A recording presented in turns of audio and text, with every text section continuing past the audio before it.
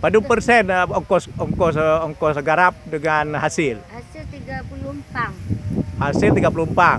Berapa kalau dijual? Ukuran 4,5 juta. 4 juta. Jadi ongkos bajak, pupuk, apa lagi? Semprot.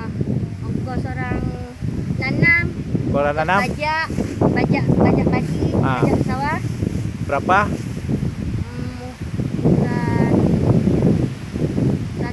2 juta lah. 2 juta, 2 juta setengah. Berarti hampir habis ya. Jadi kayak mana hidup seperti itu gak ada untung? Apa yang diharap dari pemerintah? Ketimbang kita beli beras. Oh gitu. Dah bagus kita nanam padi. Oh, pemerintah kan ada kasih pupuk subsidi, ada dapat? Enggak ada. Apa yang pernah dibantu sama pemerintah? Ini ada apa? Trot rangsang. Ada dikasih? Ada. Bayar? Enggak bayar. Berapa banyak dikasih? 1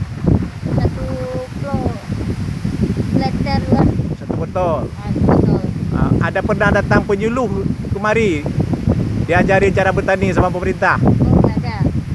Nggak ada? Enggak. Tahu nggak pupuk MH11 tuh pernah dikasih sama pemerintah? Nggak pernah Enggak dengar? tahu, enggak pernah lihat. Oh, Mungkin ada sama orang lain, enggak tahu juga. oh gitu ya. Apa lagi yang mau dibikin pemerintah sama petani? Apa perlu bantu pemerintah? Hah? Apa aja yang penting kepentingan sawah.